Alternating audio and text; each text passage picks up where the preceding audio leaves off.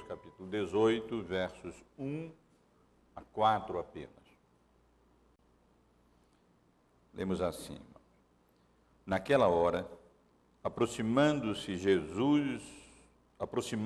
de Jesus os discípulos, perguntando: Quem é, porventura, o maior no reino dos céus?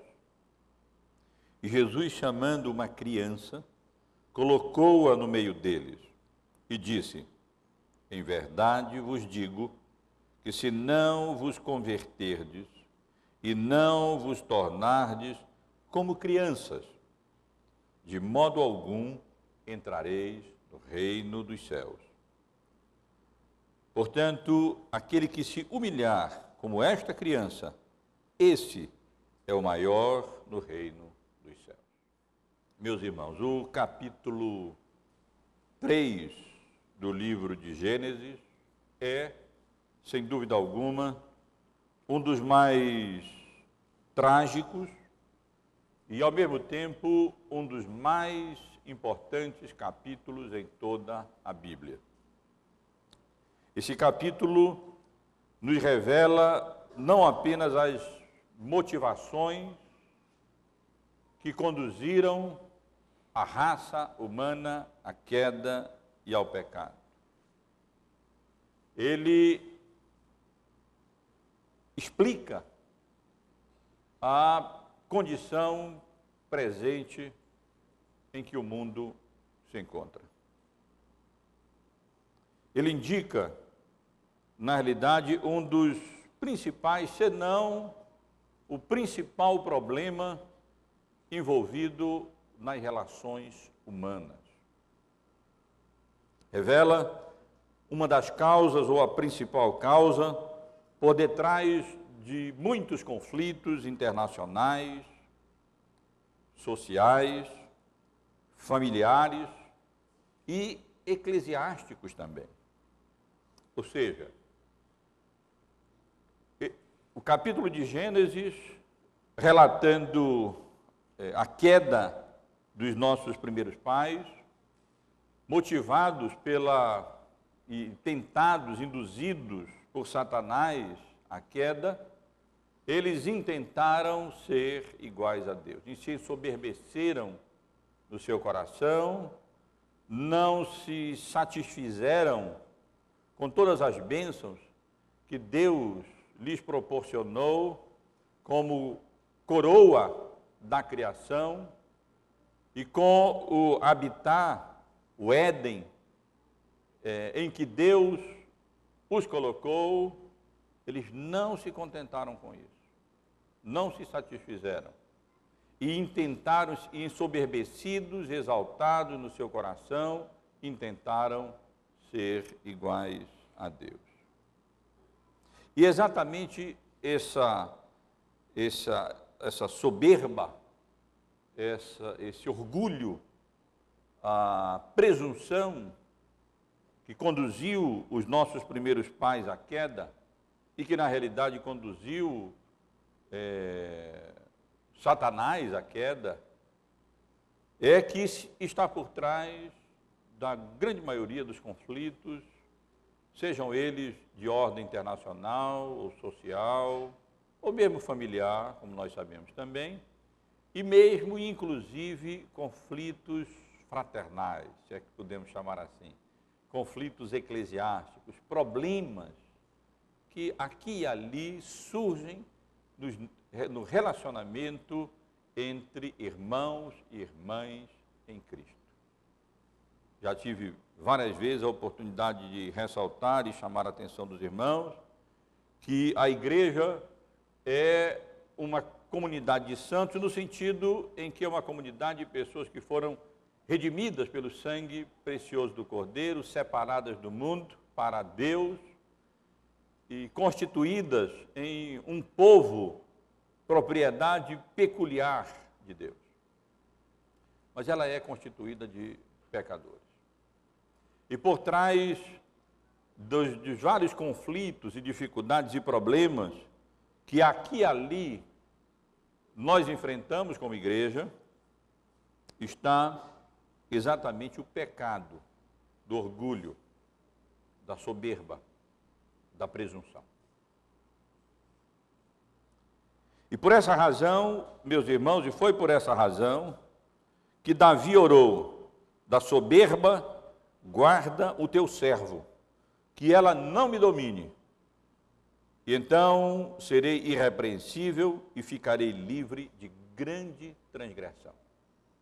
Davi claramente percebeu que se Deus o guardasse da soberba, se ele o livrasse do orgulho, da presunção, ele estaria livre da grande maioria das causas e dos problemas e dos pecados que ele poderia vir a cometer nessa vida.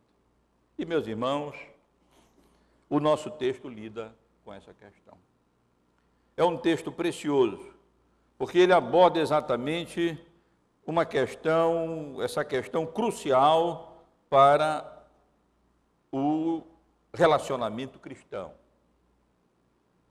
E nos ensina aquilo que Deus espera de nós como não apenas irmãos e irmãs em Cristo, mas como cidadãos do reino de Deus. Os irmãos têm acompanhado a nossa exposição no Evangelho de Mateus e lembram que no capítulo anterior, no capítulo 17, Mateus registra alguns eventos importantes da vida de Jesus. A transfiguração, também a questão levantada pelos discípulos com relação ao significado da vinda de Elias, aquela cura que o Senhor Jesus realizou num jovem epilético, mudo e endemoninhado, quando os seus discípulos não puderam fazer isso. O anúncio da morte e da ressurreição de Jesus, nos versos 22 e 23, que o presbítero Jonas leu há pouco. E também o texto que consideramos no domingo passado, aquele episódio em que o Senhor Jesus, mesmo sem precisar, porque ele era o Filho de Deus, ele é o Filho de Deus, o templo seria a sua casa, e portanto ele não precisaria pagar tributos, ainda assim ele cumpriu toda a lei e foi obediente em todas as coisas, por amor a nós, como manifestação da sua misericórdia e da sua graça. E hoje, irmãos, nós começamos o estudo de um outro capítulo, e que na realidade se constitui uma nova sessão. Uma sessão que tem sido chamada por alguns de o discurso eclesiástico. Esse é o quarto grande discurso de Jesus. Primeiro, o Sermão da Montanha, o Sermão do Monte, depois um outro no capítulo 10, se não me falha a memória, sobre a missão dos discípulos. Depois ainda teve um outro capítulo, e então chegamos a essa quarta sessão, este quarto discurso de Jesus, conhecido como discurso eclesiástico. E ele é conhecido como discurso eclesiástico por duas razões. Uma, porque é nesse capítulo que se encontra uma das únicas duas referências à palavra igreja em todos os evangelhos. Existem apenas duas referências, essas duas se encontram em Mateus, e é nesse capítulo que se encontra uma dessas referências, no capítulo 8, no 18, perdoem, no versículo 17, sobre como se deve tratar um irmão faltoso, se ele não os atender, diz-o a igreja, e se recusar a ouvir a igreja, considera-o como gentil e publicano. Então, essas referências encontradas aqui no Evangelho de Mateus. Mas esse capítulo é conhecido como discurso eclesiástico, ou discurso da igreja, especialmente porque o seu foco está exatamente em como os cidadãos do reino devem se ver e como eles devem se relacionar uns com os outros. É um capítulo, portanto, precioso no que diz respeito ao ensino bíblico acerca do relacionamento cristão. Observem, irmãos, rapidinho o capítulo.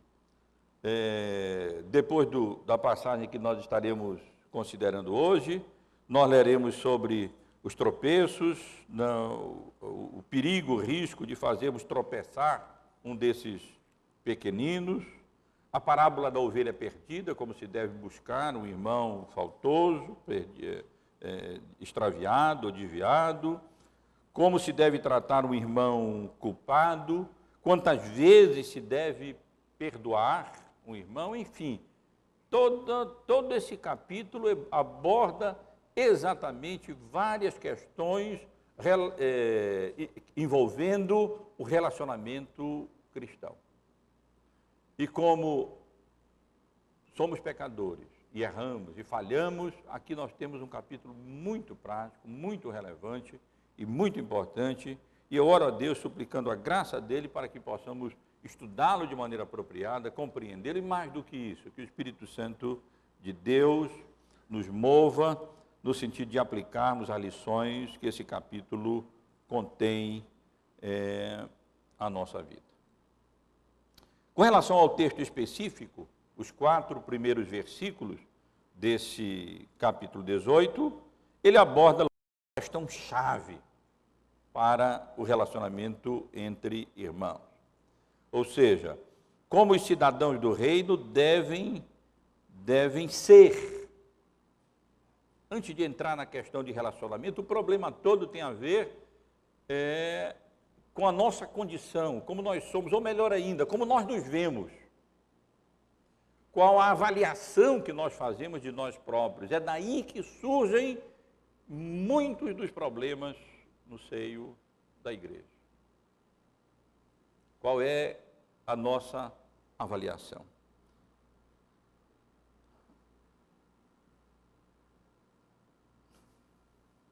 E aqui, portanto, o texto revela uma qualidade que não apenas indica e responde à pergunta dos discípulos, qual é o maior no reino de Deus, mas indica, na realidade, quem são aqueles que podem entrar no reino de Deus. Jesus vai mais longe do que simplesmente responder à pergunta dos apóstolos.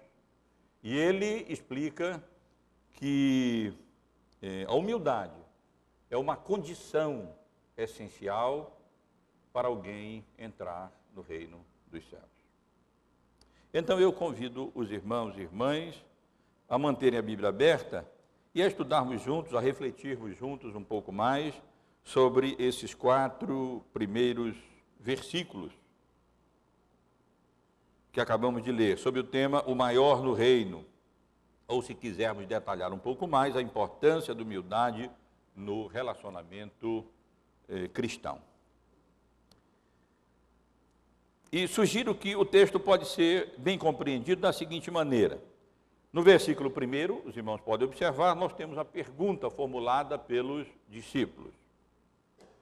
Nos versículos 2 e 3, uma ilustração que o Senhor Jesus utiliza para alertar os discípulos e, na realidade, até subverter os valores do mundo e chamar a atenção para o fato de que os valores do reino são diferentes dos valores do mundo. E no último versículo, versículo 4, a resposta específica de Jesus à pergunta que os discípulos haviam formulado. Então, comecemos considerando a pergunta que encontramos no versículo 1, onde lemos que naquela hora aproximaram-se de Jesus os discípulos, perguntando quem é, porventura, o maior no reino dos céus. E aqui, irmãos, nesse verso apenas observem a ocasião em que a pergunta foi formulada, a pergunta em si e o significado, a implicação daquela pergunta. A ocasião é clara e é indicada pelo contexto anterior. Vejam só. Essa pergunta dos discípulos sobre quem seria o maior dentre eles no reino dos céus, no reino de Cristo, ocorreu após a transfiguração de Jesus, após aquela manifestação da glória do Senhor Jesus, do seu anúncio de que ele deveria ir a Jerusalém, padecer, morrer e ressuscitar, e após aquela manifestação de submissão de Jesus, aquele cuja glória havia sido manifestada na transfiguração, e que humildemente se entregaria à morte em obediência à vontade de Deus para a remissão do pecado do seu povo, e que se submetia até ao pagamento das taxas e de tributos, que a rigor ele estava isento, como filho de Deus, não precisava disso. Depois dessas circunstâncias, meus irmãos, nós lemos que os discípulos formularam essa pergunta.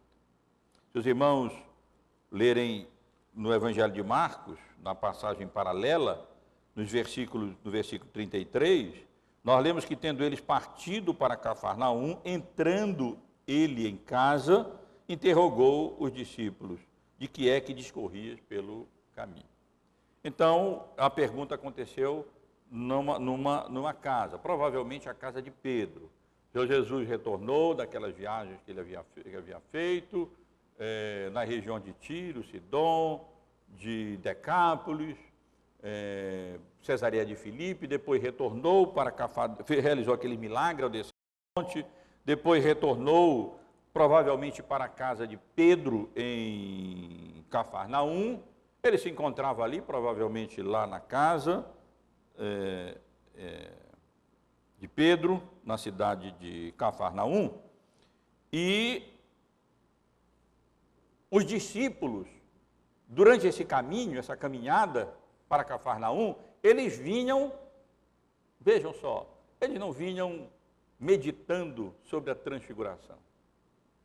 Eles não vinham meditando sobre a iminência da morte de Jesus e a sua ressurreição. Eles não vinham meditando na humildade, na submissão de Cristo em pagar tributos. Mas eles vinham discutindo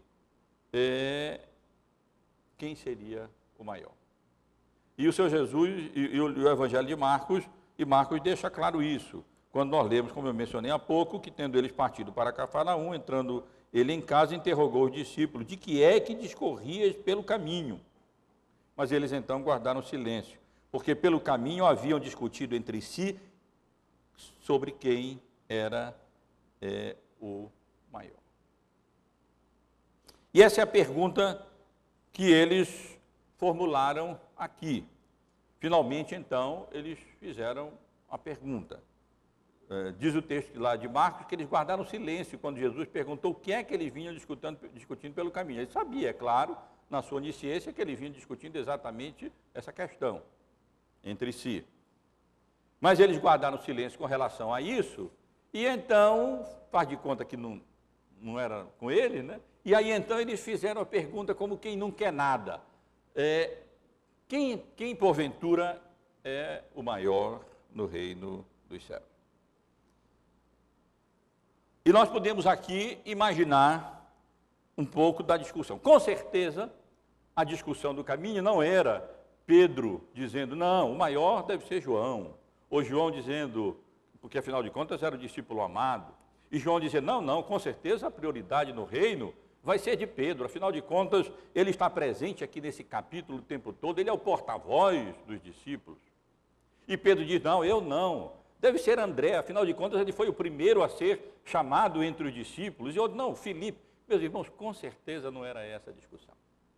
A discussão era Pedro dizendo, sou eu sou o porta-voz, o mestre já disse que sobre esta pedra edificarei a minha igreja. João provavelmente dizendo, não, eu sou o discípulo amado.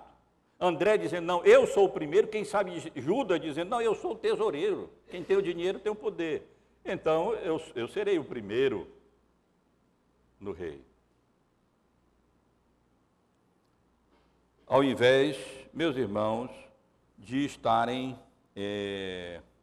refletindo sobre a humildade do Senhor Jesus, mesmo diante da glória, algo dessa glória manifestada por ocasião da transfiguração de Jesus, e estarem refletindo acerca da morte vindoura de Jesus e da sua ressurreição dos mortos. A realidade, meus irmãos, é que essa passagem indica, essa pergunta dos discípulos, essa discussão dos discípulos indica que eles não haviam compreendido muita coisa acerca da natureza do reino de Deus. Apesar das bem-aventuranças, apesar dos milagres do Sermão do Monte, apesar dos ensinos de Jesus até aqui, apesar das parábolas do reino, a realidade é que os discípulos mostram que eles ainda tinham uma visão secular, uma visão temporal, uma visão política da vinda do reino. Eles têm em favor deles o fato de que eles, de fato, criam que Jesus ia estabelecer o seu reino, ele era o Messias prometido, mas a visão deles era uma visão política, de libertação do poder do Império Romano, de restauração da glória e do poderio da nação de Israel, e então eles queriam ter o primeiro lugar naquele reino quando o Senhor Jesus o estabelecesse. Mas eles não haviam, na realidade, compreendido a natureza do reino de Deus, que não consiste de comida, nem de bebida, mas de paz, alegria no Espírito Santo. Que não consiste de poderio bélico ou de poderio militar, mas que consiste no poder do Espírito Santo de Deus. E a discussão e a pergunta dos discípulos revela isso. Nos versículos 2 e 3, como eu já indiquei aos irmãos, o Senhor Jesus responde de maneira, aproveitando aquela circunstância, aquela pergunta, aquela oportunidade, ele então procura incutir nos seus discípulos aquele sentimento, aquela atitude, aquela postura correta com relação a essa questão que é tão preciosa e tão importante para os relacionamentos humanos. O que é que ele faz? Observe. Ele chama uma criança, um paidion no grego, ou seja, uma criança pequenininha, uma criança pequena, não era de colo ainda, embora às vezes a palavra fosse usada assim, porque ele chama a criança vem correndo, ele está dentro da casa, possivelmente de Pedro, provavelmente uma criança conhecida, parente, alguma coisa assim, que já o conhecia, e então ele chama a criança que estava ali ao redor, as casas ali na época, na Palestina, muitas crianças, muitos filhos, era comum que estivesse ali cheio com várias crianças ao redor, e o Senhor Jesus então chama uma criança, um ou outro evangelho diz que ele abraça a criança, tomando nos seus braços, no seu peito, e então coloca ali no meio deles aquela criança como um exemplo da verdade que ele queria transmitir, a verdade que ele queria ensinar. E então ele faz uma solene declaração, uma importante declaração. Eu digo isso porque o versículo 3 começa dessa forma: em verdade vos digo. Isso é uma expressão utilizada por Jesus quando ele quer chamar a atenção para a solenidade, para a relevância, para a importância da declaração que ele vai fazer. E aí ele faz referência a duas condições e a uma conclusão. As duas condições imprescindíveis para entrar no reino dos céus. A primeira é se converterem, ou seja, se não vos converterdes, ou seja, se não mudardes, se não vos transformardes. A mesma palavra aqui utilizada e traduzida como conversão, ela é utilizada na Bíblia para expressar aquela conversão inicial. Quando alguém, depois de ser regenerado, como já tivemos a oportunidade de estudar, nossos estudos sobre antropologia bíblica na escola dominical, quando alguém, depois de ser regenerado pelo Espírito Santo de Deus, feito nova criatura, nascido de novo, então, pela graça de Deus e com a nossa responsabilidade humana, nós deixamos de andar no caminho do pecado no caminho contrário à vontade revelada de Deus e passamos a nos submeter à vontade de Deus e andar de acordo com a vontade revelada de Deus na sua palavra. Aquilo que a Bíblia chama de conversão. Mas isso não significa que conversão na Bíblia, o termo, a palavra, se refira apenas a essa conversão inicial, a essa mudança de rumo radical que caracteriza a vida inicial de alguém que foi regenerado, feito nova criatura pela graça de Deus e obra do Espírito Santo no seu coração. Não. A palavra também é utilizada no sentido de mudança, de transformações importantes, graves, sérias, que precisam continuar acontecendo e ocorrendo na nossa vida. O Senhor Jesus não está dizendo aqui que os seus discípulos não fossem convertidos. Eles eram convertidos. Mas eles precisavam continuar se convertendo. Havia ainda defeitos e falhas e pecados acerca das quais eles deveriam se converter, eles deveriam abandonar, eles deveriam mudar, eles deveriam ser transformados, especialmente na maneira como eles viam essa questão de status, de relevância, de importância. No reino de Deus, vê essas coisas de maneira diferente. Mas os discípulos parece que não tinham compreendido isso ainda. E é então assim que o Senhor Jesus, chamando aquela criança e colocando-a no meio deles, diz que se não vos converterdes, e continua ainda, se não vos tornardes como crianças. É claro que Jesus aqui chama atenção e ilustra aquilo que ele quer dizer com aquela criança que está colocada ali no meio dele.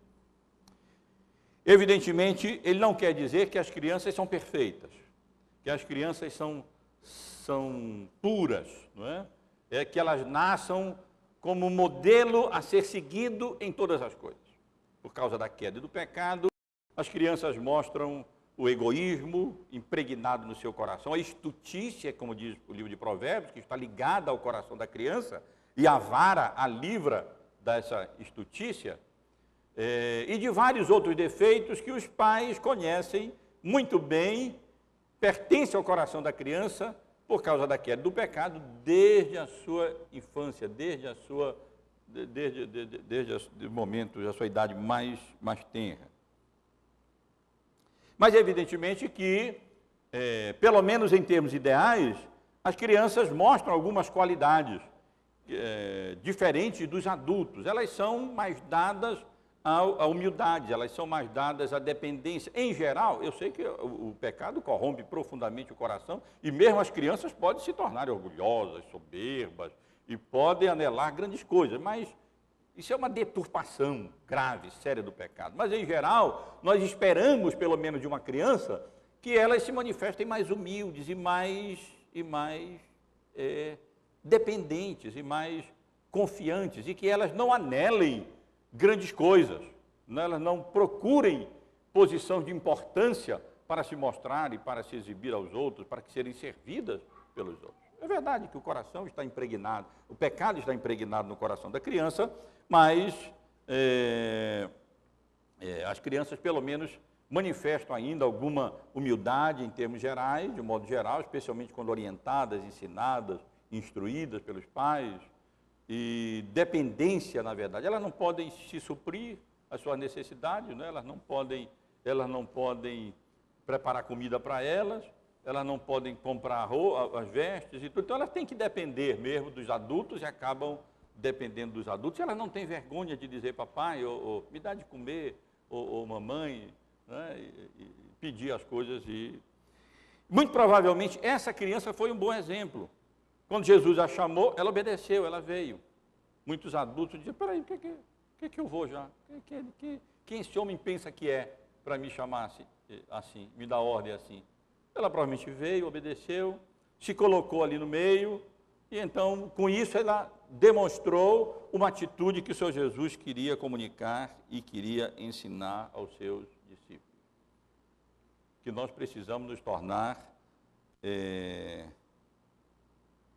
humildes como crianças, e não soberbos, não orgulhosos, não presunçosos, não amantes de posição, de importância, de status, ou uma condição em que as pessoas vão nos admirar, vão nos exaltar, vão reconhecer o nosso valor, a nossa importância. Nós sabemos que muitas pessoas vivem em função disso. Muitas pessoas querem uma boa casa, não é para ter uma boa casa, é para mostrar que tem uma casa melhor do que outros. Ou anelam alcançar determinados graus, não é para poderem estar mais bem qualificados e assim poderem exercer melhor as suas vocações, servindo melhor a Deus e servindo melhor a sociedade, mas porque querem se exibir.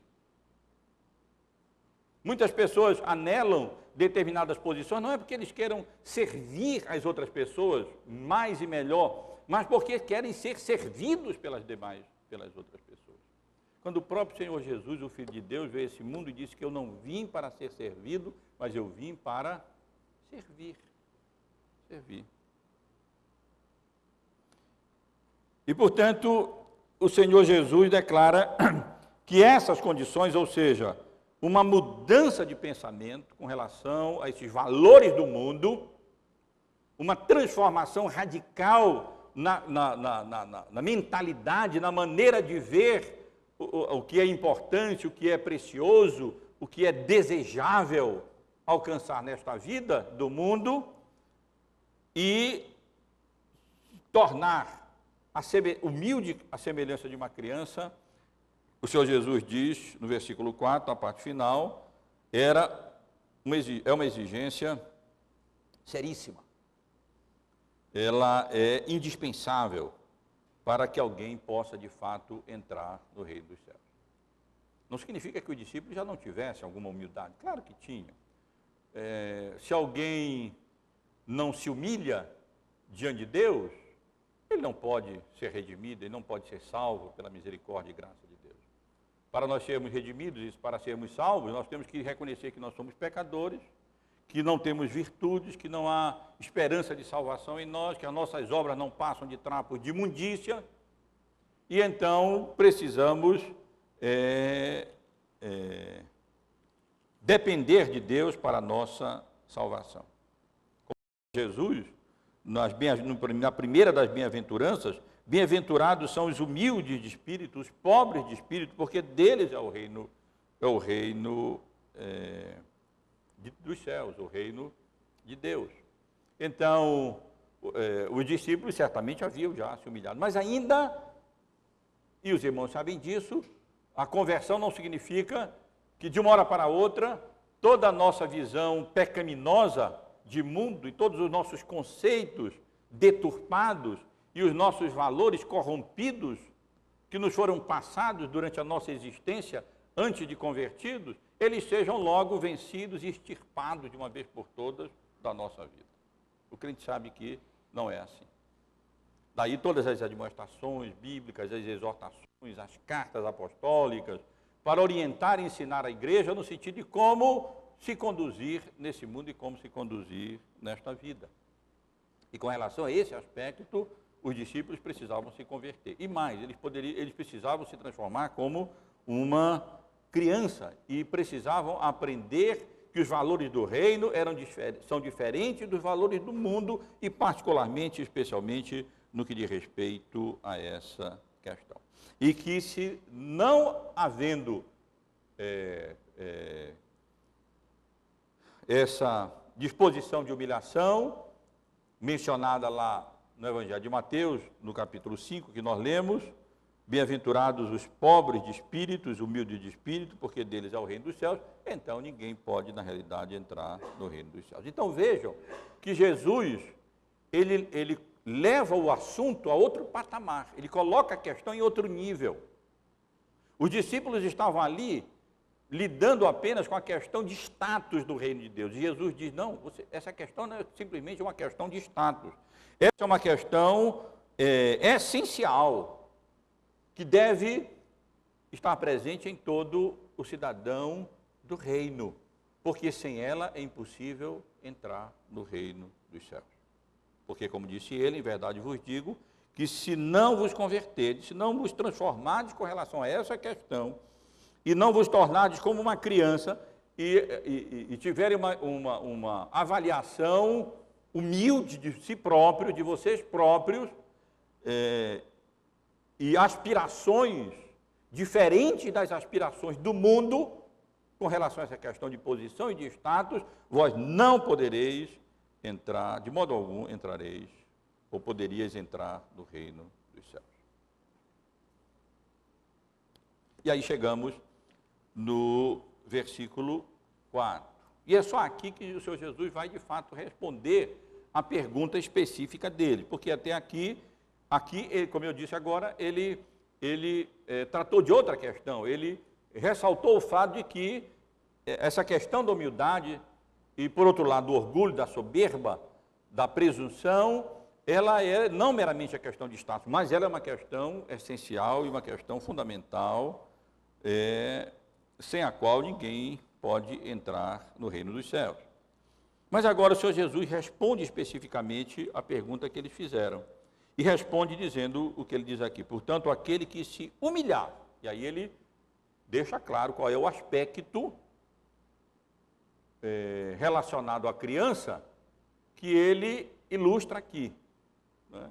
É o aspecto da humilhação. Pelo menos aquela criança se humilhou, aceitou, o Senhor Jesus chamou, ela obedeceu, ela foi, pelo jeito ficou ali no meio, como o Senhor Jesus havia dito, havia ordenado, e ela então manifestou essa humildade para atender quando Jesus chama e ficar onde Jesus havia ali colocado.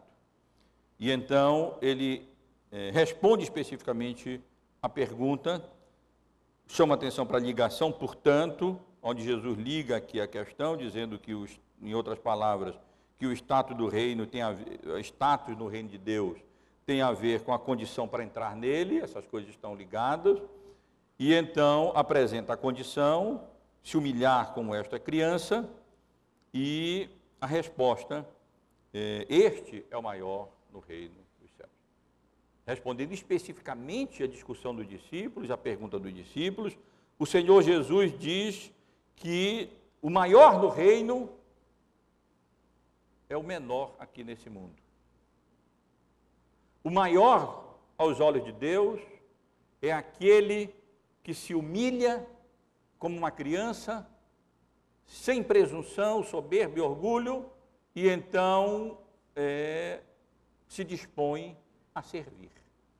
Os outros evangelhos são um pouquinho mais específicos. O evangelho de Mateus, no capítulo 9, no versículo 35, nós lemos que ele, assentando-se, chamou os 12 e lhes disse: se alguém quer ser o primeiro, será o último e servo de todos. Esse é o valor do reino de Deus. Por incrível que pareça, o paradoxo é esse: quem quer subir no reino, desça, se humilhe. Porque se quiser subir, ele vai ser humilhado. E se ele se humilhar, ele vai ser exaltado.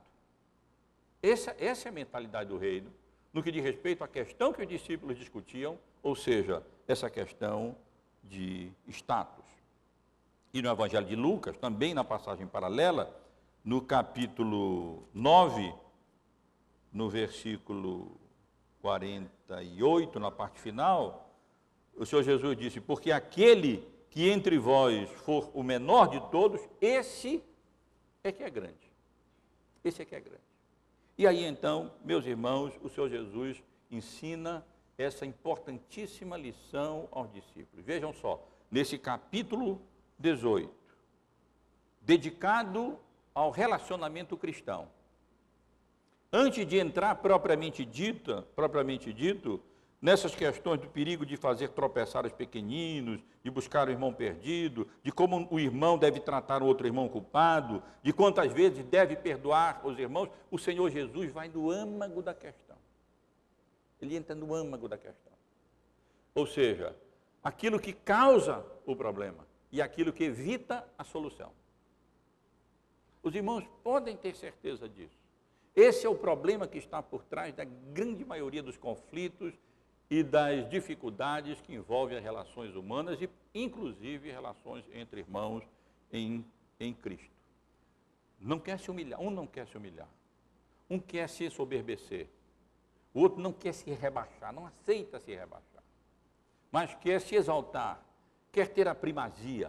Isso acontece entre marido e mulher, isso acontece entre irmãos de uma família, isso acontece entre irmãos em Cristo, entre nós, e entre qualquer igreja, entre irmãos de qualquer igreja.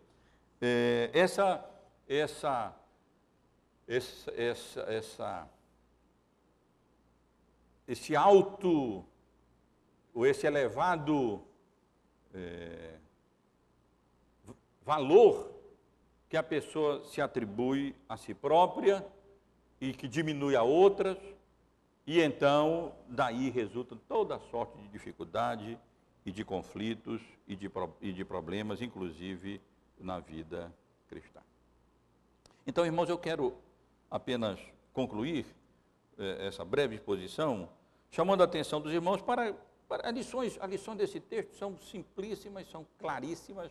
Há passagens bíblicas que a gente tem que fazer um estudo danado, né? Tem que uma exegese trabalhosa, dificultosa, mas essa não, o texto é muito claro. A lição, ela está aqui, não é preciso cavar fundo, ela está aqui à flor da pele para nós. E as lições principais que o texto nos dá são, primeiro, que a humilde dependência de Deus é a condição fundamental para alguém entrar no reino de Deus.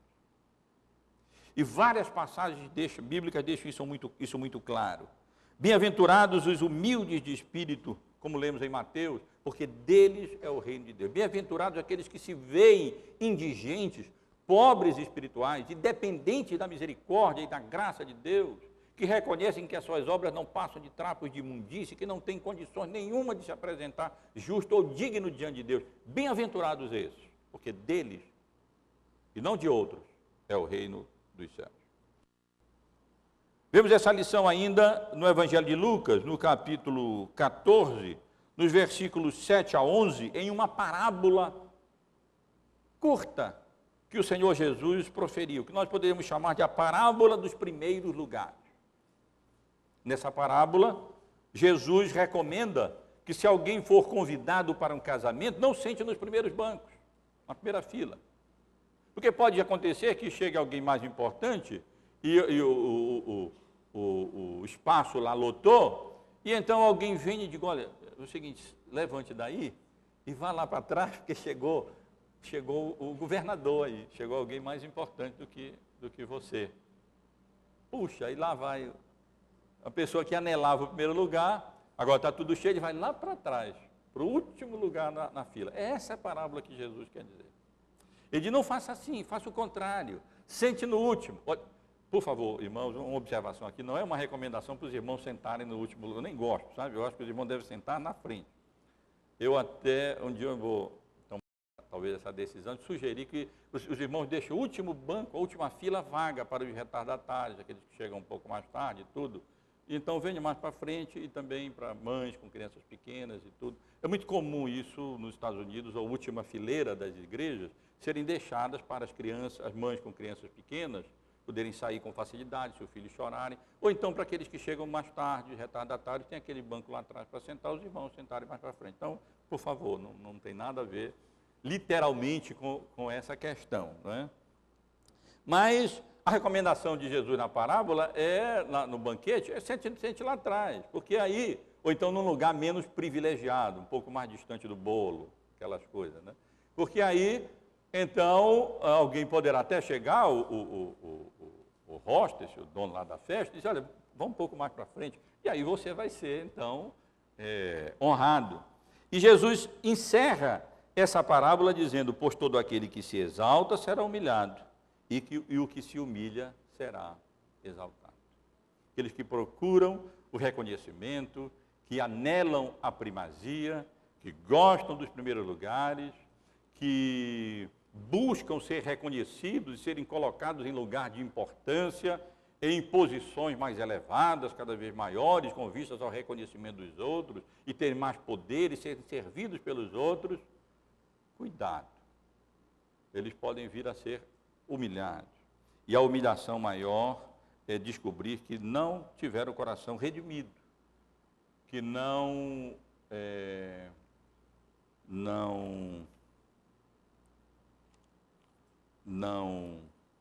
foram pobres de espírito e, portanto, não alcançarão o reino de Deus, o reino dos céus.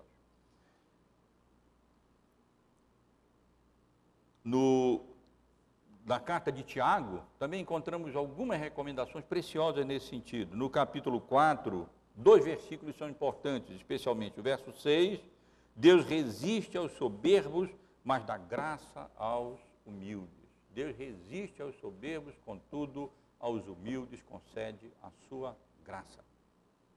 E logo adiante no versículo 10, humilhai-vos na presença do Senhor e Ele vos exaltará. Na primeira carta de Pedro, no capítulo 5, nos versículos 5 a 6, Pedro escreve recomendando no trato uns com os outros, cingivos todos de humildade, porque Deus resiste aos soberbos, contudo aos humildes concede a sua graça. Humilhai-vos, portanto, sob a poderosa mão de Deus, para que Ele, em tempo oportuno, vos exalte. Ou seja, quando o Senhor Jesus retornar, e então compartilharemos da sua glória, e então Ele nos exaltará. Então, meus irmãos, essa é uma lição fundamental do texto, ou seja, a humilde dependência de Deus é condição essencial, básica, fundamental para que alguém ingresse no reino de Deus, porque afinal de contas, o nosso rei veio a esse mundo não para ser servido, mas para servir, e nós devemos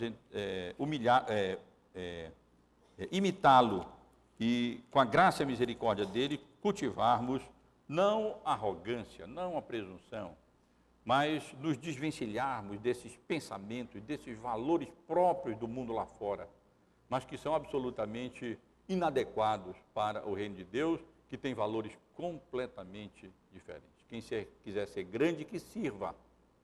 Quem quiser ser exaltado aos olhos de Deus, então que seja humilde, que seja o menor, que esteja disposto a servir. Não busque grandes coisas demais para você. Não significa que Deus não possa colocar irmãos em posição de importância e relevância, e tornando-os úteis e mais úteis ainda à sociedade. Se eles se humilharem, Deus poderá fazer isso, sim, eles poderão exercer a sua função de maneira adequada e apropriada. Mas não busquemos isso, não anelemos isso, não façamos das nossas vocações apenas trampolim para crescermos e sermos exaltados e alcançarmos posições cada vez maiores, e então mais reconhecimento, e mais recursos, mais dinheiro, e mais poder, e mais fama. Isso não se coaduna com o reino de Deus. E a lição seguinte é que, e intimamente relacionada a essa, é que uma das grandes causas dos problemas entre irmãos reside exatamente na falta de humildade.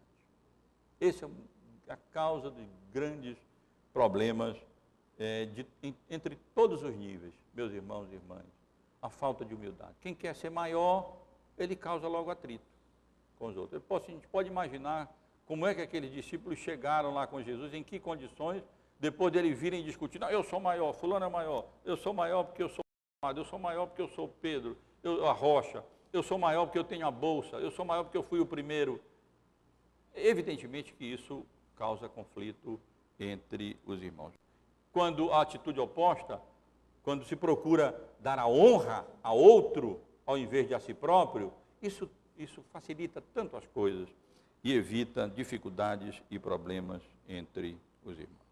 Evidentemente, implícito aqui está que nós devemos cultivar a humildade, devemos nos converter do nosso orgulho, da nossa soberba, da nossa presunção, e com a graça de Deus cultivarmos aquela atitude humilde de uma criança pronta para obedecer ao nosso Senhor, pronta para servir, pronta para reconhecer os outros como superiores a si próprios. Romanos capítulo 12, versículo 3.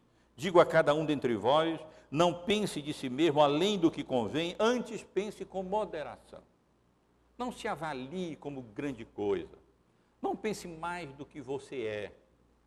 Não busque mais, nada mais ridículo do que alguém sem capacidade ser colocado numa posição que não está adequada para ele. Eu já vi várias pessoas assim, elas não sabem como se conduzir, não sabem como se comportar. É uma tristeza, é um desastre quando as pessoas são colocadas em posições superiores à sua própria habilitação e à sua própria capacitação.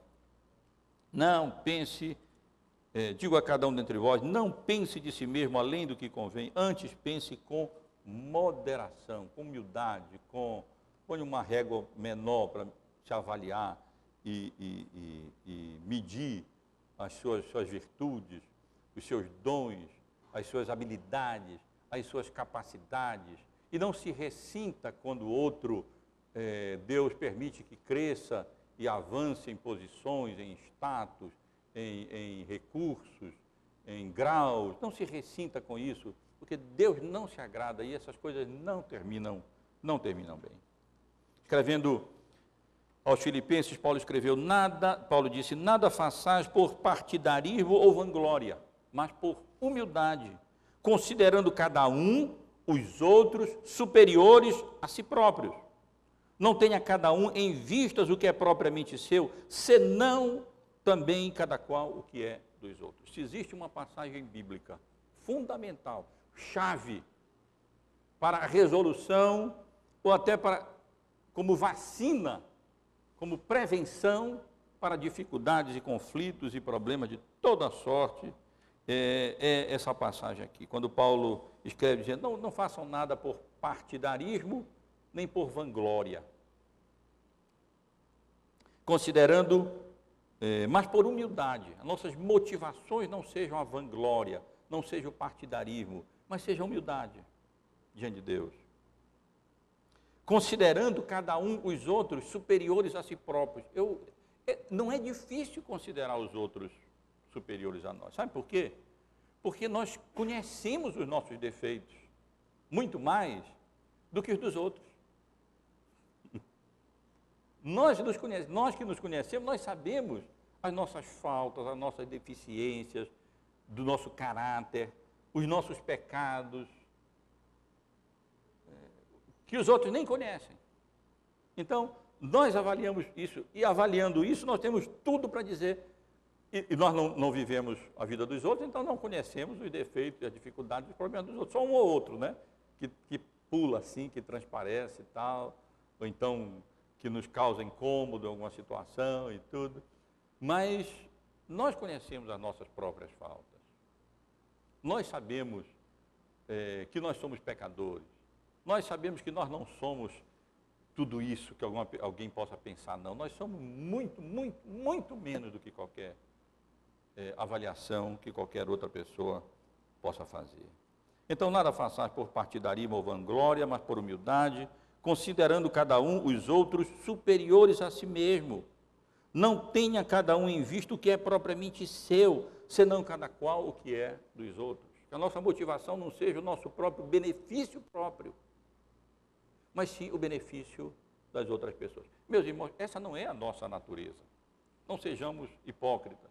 Reconheçamos que, por natureza, nós somos egoístas, nós somos orgulhosos, nós somos presunçosos, nós não somos humildes, nós não somos abnegados, nós não somos altruístas. Algumas pessoas até que ainda são mais do que outras, né? Mas, em geral, não somos. Então, suplicamos necessitamos de misericórdia, da graça da parte de Deus, para que Ele, então, nos humilhe e mostre a nossa condição. E, para isso, nós temos que orar como Davi orou. Da soberba, guarda o teu servo. Que ela não me domine, porque então serei irrepreensível e ficarei livre de grande transgressão. Que Deus nos abençoe, meus irmãos e irmãs. É inevitável que os problemas surjam, mas Deus nos dê graça para evitá-los em tudo o que pudermos evitar. E tenhamos em mente isso quando, de alguma maneira, estivermos envolvidos em algum conflito. A dificuldade reside no orgulho, na soberba, na presunção. E a solução reside na humildade. Em, com a misericórdia e graça de Deus, não anelarmos coisas grandes demais para nós, mas nos satisfazermos e nos contentarmos com a medida da graça e da misericórdia que Deus nos dá a cada um de nós. E assim, Ele nos abençoará. E muitos problemas poderão ser evitados, e muitos em andamento, com a graça dEle, poderão ser solucionados. Que Deus nos abençoe, meus irmãos. Obrigado por assistir o vídeo até o final. Além de curtir e compartilhar o vídeo, considere se inscrever no canal.